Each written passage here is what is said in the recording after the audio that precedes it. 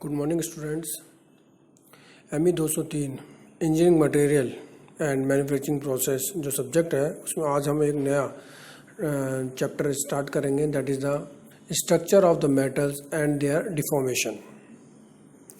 तो इसमें हम काफ़ी सारे टॉपिक्स डिस्कस करेंगे। जैसे सबसे पहले मेटल स्ट्रक्चर क्या है, arrangement of the items in the metals किस प्रकार से होता है, क्रिस्टल स्ट्रक्चर के बारे में हम स्टडी करेंगे, क्रिस्टल इम्परफेक्शन के बारे में स्टडी करेंगे एंड डिफॉर्मेशन एंड मेटल्स के बारे में क्या करेंगे, हम स्टडी करेंगे। तो काफ़ी एक अच्छा कंसेप्चुअल है और इसमें एक बार कंसेप्ट समझ में क्लियर आ जाता है तो इसमें मार्क्स लाना काफ़ी आसान है। तो हम सबसे पहले मेटल स्ट्रक्चर के बारे में क्या करेंगे, स्टडी करेंगे। तो सबसे पहला पॉइंट 2.1 में हमने लिया है metal structure. Material different from one another because of the difference in their properties। जैसे हम जानते हैं डिफरेंट जो मटेरियल होते हैं वो एक दूसरे से क्या होते हैं, अलग अलग होते हैं। और वो अलग होने का कारण क्या है, उनकी प्रॉपर्टीज़। तो डिफरेंट मटेरियल जो होते हैं वो डिफरेंट होते हैं due to their difference in properties. Difference in properties of various material are due to the difference in the structure of the material. और डिफरेंट मटेरियल की जो डिफरेंट प्रॉपर्टीज़ है उसके पीछे कारण क्या है, due to the difference in the structure of the materials. वो जो डिफरेंट मटेरियल्स हैं उनकी स्ट्रक्चर भी क्या होती है, डिफरेंट होती है। और मटेरियल की स्ट्रक्चर डिफरेंट है इसलिए उनकी प्रॉपर्टीज़ क्या होती है, डिफरेंट होती है। The structure of a material exhibits it's internal and surface details. किसी भी मटेरियल की जो स्ट्रक्चर होती है उससे हमको क्या पता चलता है, उसके इंटरनल और सरफेस डिटेल्स के बारे में पता चलता है। These details can be examined and expressed in different order of magnification varying from a few times to several thousands। तो हम ये जो डिटेल्स होती है डिफरेंट मटेरियल्स की, हम इसको क्या कर सकते हैं, चेक कर सकते हैं डिफरेंट मैग्निफिकेशंस के ऊपर। मिनिमम मैग्निफिकेशन से मैक्सिमम मैग्निफिकेशन तक हम क्या कर सकते हैं, इन डिटेल्स को पता कर सकते हैं। In order of decreasing the magnification, the structure of a solid material can be expressed as follows। अब डिफरेंट अगर हम मैग्निफिकेशन करते हैं तो उस आधार पर किसी भी मटेरियल को हम डिफरेंट वे में हम क्या कर सकते हैं, एक्सप्रेस कर सकते हैं। जैसे कि atomic structure, second crystal structure, micro structure, macro structure.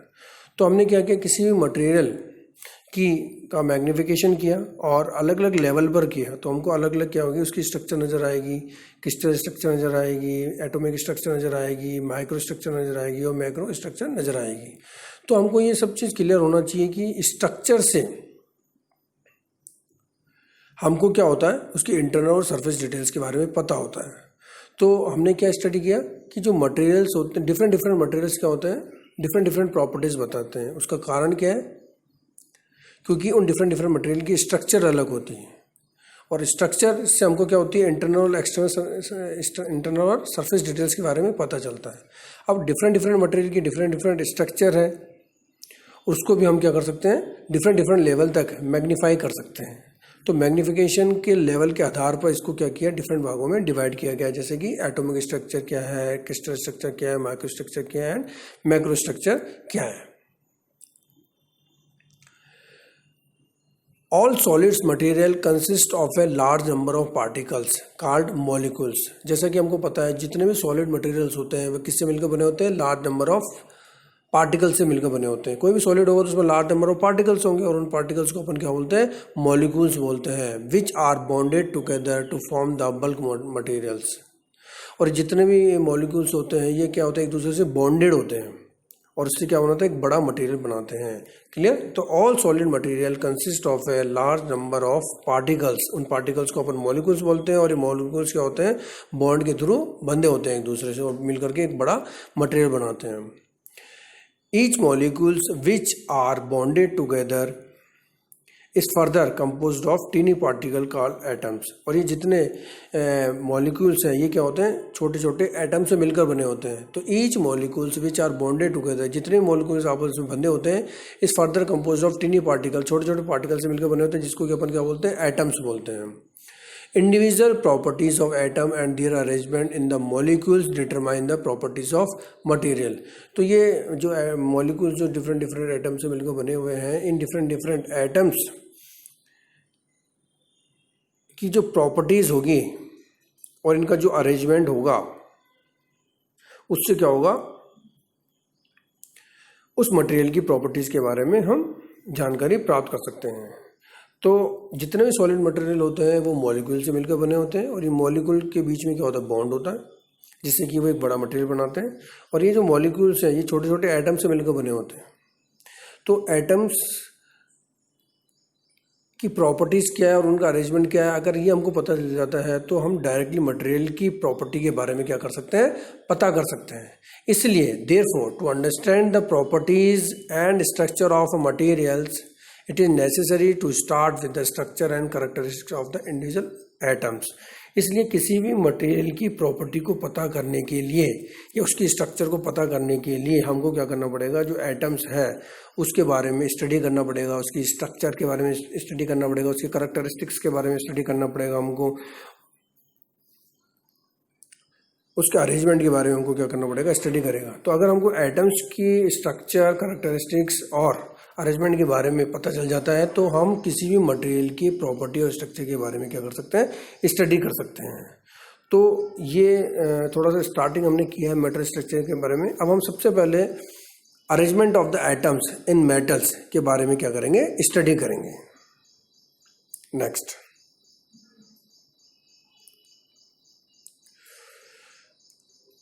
Arrangement of atoms in metal.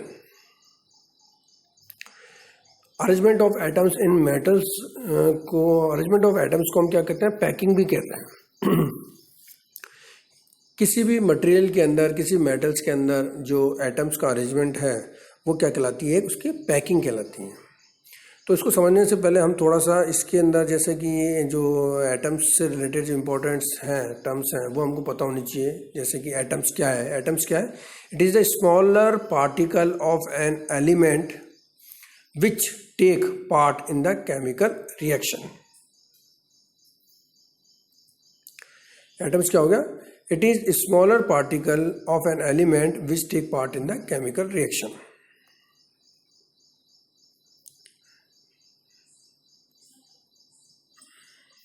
Second is angstrom. It is unit of linear measurement and it is value its 10⁻⁸ centimetre और 10⁻10 मीटर, एंगस्ट्रॉम। तो दो atoms के बीच की दूरी को अपन angstrom में measure करें। It's a linear measurement, it's values 10⁻⁸ centimetre और 10⁻10 मीटर।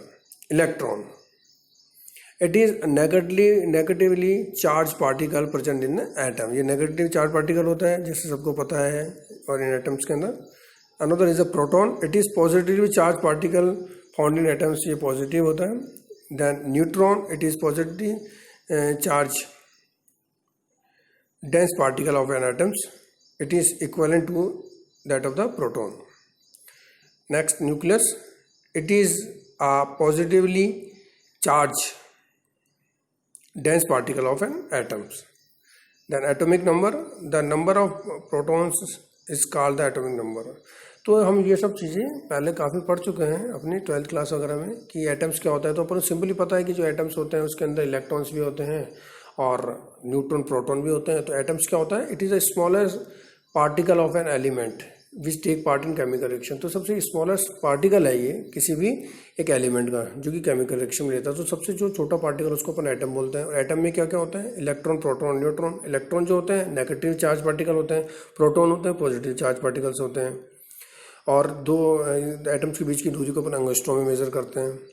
और न्यूट्रॉन, प्रोटॉन जो होते हैं वो अपने न्यूक्लियस के अंदर होते हैं। तो nucleus is a positive charge particles, dense particles of atoms.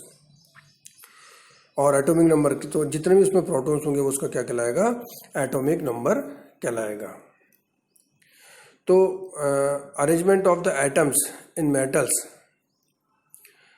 जिसको क्या पैकिंग भी कहते हैं, इसको समझने से पहले जैसे अपन ने जस्ट ब्रीफ किया है कि व्हाट इज़ द एटम्स। तो अभी हमने जैसे इसका जो फर्स्ट टॉपिक है जो 2.1 जो मैटर स्ट्रक्चर है, और उसके साथ थोड़ा सा हमने स्टार्ट किया है arrangement of the atoms in the metals.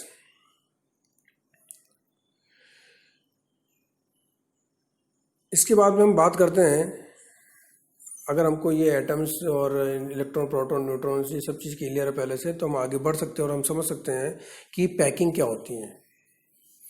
तो हमने बताया है कि जो एटॉमिक अरेंजमेंट होता है या अरेंजमेंट ऑफ द एटम्स होता है इन द मेटल्स, किसी भी मेटल के अंदर जो एटम का अरेंजमेंट होता है उसको अपन क्या बोलते हैं, पैकिंग बोलते हैं। तो इसमें है क्लोज पैक्ड स्ट्रक्चर। तो क्लोज पैक्ड स्ट्रक्चर को हम स्टडी करते हैं क्योंकि जितने एटम्स होंगे उनकी जो पैकिंग होगी उस आधार पर जो भी स्ट्रक्चर बनेगा दैट इज अ स्ट्रक्चर कहलाएगा। और ये हम जानते हैं कि एटम्स जो हैं वो मिनिमम स्पेस लेना चाहेंगे किसी भी स्ट्रक्चर के अंदर। तो हम सबसे पहले क्लोज पैक्ड स्ट्रक्चर को समझते हैं कि what is the close packed structure. Packing of spheres constituents particles should be in such a way that the maximum space occupied and minimum space remain vacant। Packing of spheres, जितने भी atoms हैं इसको हम क्या मान सकते हैं, spheres मान सकते हैं। जितने भी एटम्स हैं उसको अपन क्या मान सकते हैं, स्पेयर्स मान सकते हैं। तो packing of spheres should be इन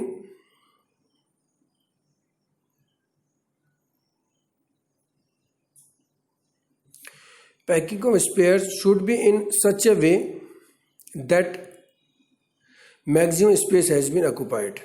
तो जब भी हम एटम्स जिसको कि हम स्पेयर बोल रहे हैं, जो कि स्पेयर के शेप के होते हैं, जब भी इनके पैकिंग करते हैं हम, तो वो should be in such a way that maximum space has been occupied. तो हम चाहेंगे कि ज़्यादा से ज़्यादा जो स्पेस है उनका जो है कॉन्टैक्ट के अंदर आ रहा है वो क्या हो जाए, ऑक्युपाइड हो जाए। Maximum space has been occupied and minimum space remain vacant. कम से कम क्या हो, जो स्पेस हो वैकेंट हो। तो जब भी किसी एटम्स को, जब भी कोई एटम्स जो है उनकी पैकिंग करते हैं तो हम ये चाहते हैं कि ज़्यादा से ज़्यादा जो उनके बीच का स्पेस है वो क्या हो जाए, कवर हो जाए। तो packing of sphere should be in such a way that maximum space has been occupied and minimum space remain vacant. तो जैसे कि हमने बताया कि देखिए फर्स्ट लेयर के अंदर इसके अंदर फर्स्ट लेयर में 4 एटम्स है, सेकंड लेयर में फिर 4 एटम्स है, फिर थर्ड लेयर में 4 एटम्स है। तो ये बिल्कुल ही अगर हम बात करें कि किसी शेल के अंदर ये एटम्स है तो ये सबसे पास के अंदर है। इसी तरह से हम दूसरा एग्जांपल देखें तो इसमें एटम्स के हैं दूर हैं। तो ऑब्वियसली जो फर्स्ट जो है उसके अंदर जो एटम्स है वो काफ़ी क्लोज पैक्ड हैं, तो इसलिए ये राइट है, और दूसरा क्या है वो रॉन्ग है। तो क्लोज पैक्ड स्ट्रक्चर का मतलब यही है कि जो हमारे जो भी एटम्स हैं उनकी पैकिंग जो है वो इस हिसाब से हो कि उनके बीच का जो मैक्सिमम स्पेस एरिया कवर्ड हो और कम से कम स्पेस क्या हो, रिमेन वैकेंट हो। इसके बाद में नेक्स्ट जो इसमें टर्म्स हमको समझ नहीं देता, कोऑर्डिनेशन नंबर। कोऑर्डिनेशन नंबर क्या होता है? कोऑर्डिनेशन नंबर का मतलब होता है total number of nearest neighbour spheres. किसी भी एटम के ये नियरेस्ट जितना नेबर अनदर स्पेयर्स हैं वो क्या कहलाएंगे, उसके कोऑर्डिनेशन नंबर कहलाएंगे। और total number of touching sphere, तो किसी भी स्पेयर को कितने मैक्सिमम स्पेयर टच कर सकते हैं इन एटॉमिक स्ट्रक्चर के अंदर, क्लोज पैक स्ट्रक्चर के अंदर, वो उसका क्या कहलाएगा, कोऑर्डिनेशन नंबर कहलाएगा। तो कोऑर्डिनेशन नंबर क्या हो गया, total number of nearest neighbour sphere, और we can say total number of touching sphere. तो किसी भी स्पेयर को कितने नंबर ऑफ स्पेयर टच कर रहे हैं मैक्सिमम, वो उसका क्या कहलाएगा, कोऑर्डिनेशन नंबर कहलाएगा। तो जैसे हमने एक एग्जांपल बताया जिसमें A B C D E F G H हमने डिफरेंट एटम्स बनाए हैं। तो अगर हम बात करें तो A का कोऑर्डिनेशन नंबर क्या है, 1 है, क्योंकि B जो है एक अनदर स्पेयर है जो कि A को क्या कर रहा है, टच कर रहा है। इसी तरह अगर हम B की बात करें तो जो B है उसका कोऑर्डिनेशन नंबर क्या होगा, 2 होगा, क्योंकि A और C जो है उसको क्या कर रहे हैं, टच कर रहे हैं। तो B का कोऑर्डिनेशन नंबर क्या हो गया, 2 हो गया। इसी तरह जो C है उसका कोऑर्डिनेशन नंबर कितना है, 2 है, B एंड D। इसी तरह अगर हम D की बात करें, जो D स्पेयर है उसका कोऑर्डिनेशन नंबर कितना है, 4 है, क्योंकि इसको 4 स्पेयर क्या कर रहे हैं, टच कर रहे हैं, C H G और E। तो D का कोऑर्डिनेशन नंबर कितना हो गया, 4 हो गया। तो इसी तरह हम किसी भी क्लोज पैक स्ट्रक्चर में किसी भी एटम का कोऑर्डिनेशन नंबर क्या कर सकते हैं, कैलकुलेट कर सकते हैं। तो कोऑर्डिनेशन नंबर क्या हो गया, total number of touching sphere, और we can say total number of nearest neighbour sphere. किसी भी स्पेयर को कितने total number of sphere touch कर रहे हैं वो उसका क्या होगा, कोऑर्डिनेशन नंबर होगा। क्लियर। अब ये जो क्लोज पैकिंग स्ट्रक्चर होती है ये हर डायमेंशन में क्या अलग अलग होती है, 1 डायमेंशन में डिफरेंट, 2nd डायमेंशन में, 3rd डायमेंशन में। तो सबसे पहले हम स्टडी करते हैं क्लोज पैकिंग इन 1 डायमेंशन। तो जैसे कि हम जानते हैं कि 3 डायमेंशन होती है, X direction, Y direction, Z direction.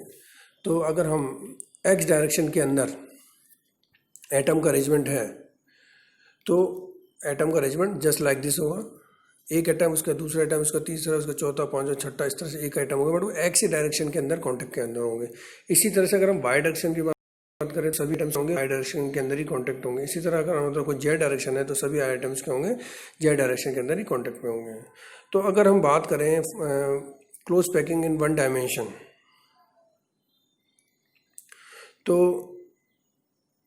1 dimension के अंदर इन दिस टाइप ऑफ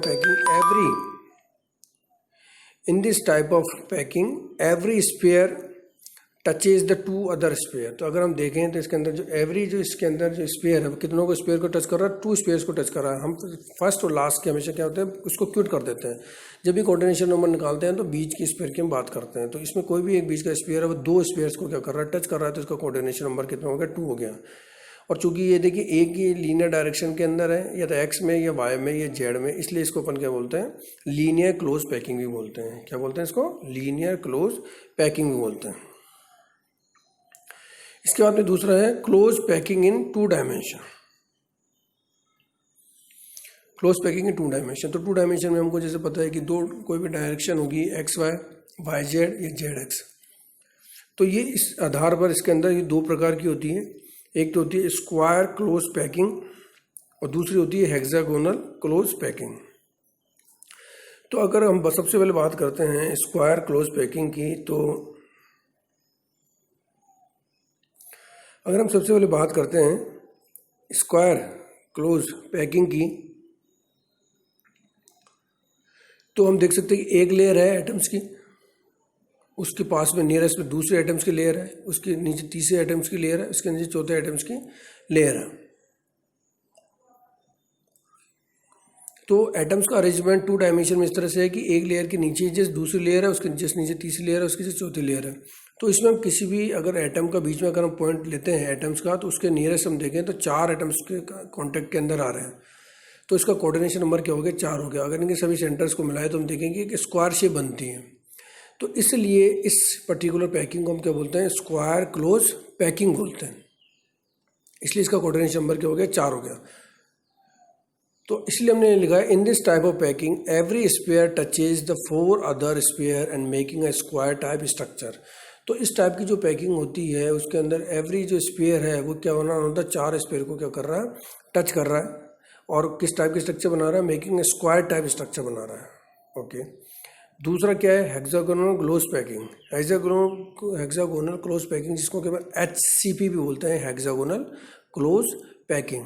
इसमें क्या है, जो फर्स्ट लेयर है, फर्स्ट लेयर में एटम्स पास पास में, उसके अंदर जो सेकंड लेयर है वो फर्स्ट और सेकंड लेयर के जो बीच का जो गैप है उससे स्टार्ट होती है और फिर आगे लेयर बनाती है। इसके बाद में जो थर्ड लेयर है वो वापस वो फर्स्ट लेयर की तरह ही है। इसके अंदर तो हम ये अगर देखें तो इन दिस टाइप ऑफ जो पैकिंग है वो every sphere touching the 6 another sphere. तो कोई भी जो स्पेयर होगा वो अनदर 6 स्पेयर को क्या करेगा, टच करेगा। तो इसलिए इसका कोऑर्डिनेशन नंबर क्या हो गया, 6 हो गया। और ये जो किस टाइप की स्ट्रक्चर बनाएगा, ये हेक्सागोनल स्ट्रक्चर बनाएगा। तो क्लोज पैकिंग इन 2 डायमेंशन जो है वो 2 तरह की हो गई, एक तो स्क्वायर क्लोज पैकिंग और दूसरा हेक्सागोनल क्लोज पैकिंग। और स्क्वायर क्लोज पैकिंग को अपन HCP भी कहते हैं, स्क्वायर क्लोज पैकिंग, और जो हेक्सागोनल क्लोज पैकिंग है उसको अपन क्या बोलते हैं, HCP भी बोलते हैं। और इसका coordination number square close packing का 4 हो गया और हेक्सागोनल क्लोज पैकिंग का हो गया कोऑर्डिनेशन नंबर 6 हो गया। इसके बाद में हम 3 डायमेंशन के अंदर पैकिंग उसके बारे में क्या करेंगे, स्टडी करेंगे। तो आप लोगों को यहाँ तक क्लियर हो गया होगा। अब नेक्स्ट टर्न पर हम 3 डायमेंशन के अंदर जो क्लोज पैकिंग है उसके बारे में स्टडी करेंगे। Thank you.